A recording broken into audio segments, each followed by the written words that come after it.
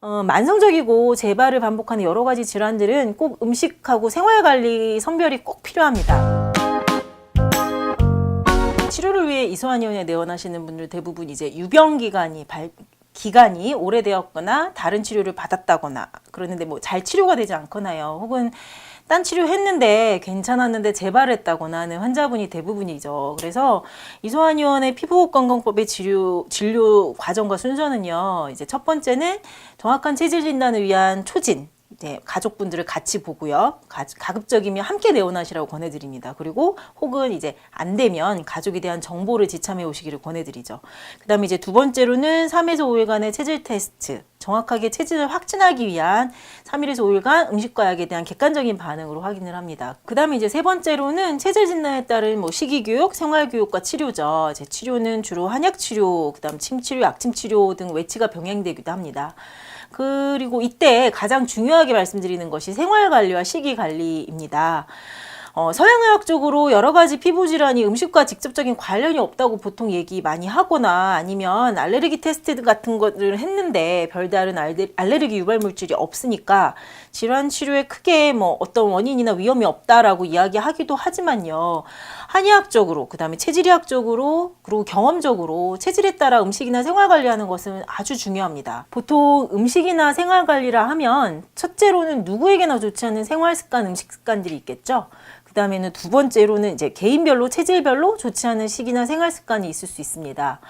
누구에게나 좋지 않은 환경이라면 뭐 잠을 못 잔다거나 수면 부족이나 뭐 스트레스나 뭐 인스턴트 음식을 과하게 먹는다거나 뭐 조미료가 많은 음식을 많이 먹는다거나 뭐 육식에 치우친다거나 하는 기타 등등이 있겠고, 체질에 따른 식이 습관이라면 음식 종류별로 한의학적인 기미나 음양을 따져서 선택하는 것을 의미합니다. 요즘 장누수 증후군, 새는장 증후군 이런 얘기 많이 하죠. 이제 장 점막을 우리 몸의 면역 기능을 담당하는 가장 기초적인 기관으로 보고 장점막의 독성으로 반응할 수 있는 음식을 제한하라는 이론입니다. TV에도 많이 나오고 매스컴에도 많이 나오는데요. 무분별한 식생활이 체내에서 제대로 대사되지 못하면서 독성 물질로 각종 질환을 유발시킨다는 이론이라면 한의학적인 체질의학 이론과 일맥상통한다고 할 수 있습니다.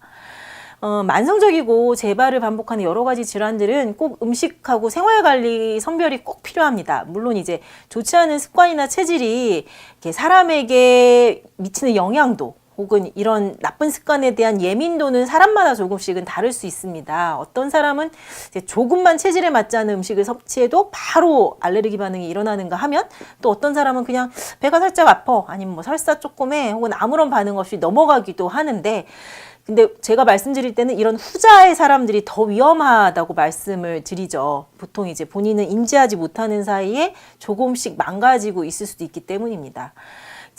그래서 치료 과정 중에 환자분들이 음식 조절이나 생활관리가 많이 힘들다고 하시면서 생활관리가 힘들어서 나는 치료 못하겠다, 한약 복용 못하시겠다고 하신다면 한약을 복용하기 때문에 음식이나 생활관리를 해야 하는 것이 아니라 이제 내 건강을 위해서, 그 다음에 재발을 최소화하기 위해서, 빨리 치료하기 위해서 음식이나 생활관리가 필요하다라고 관점을 바꾸시는 것이 필요하겠습니다.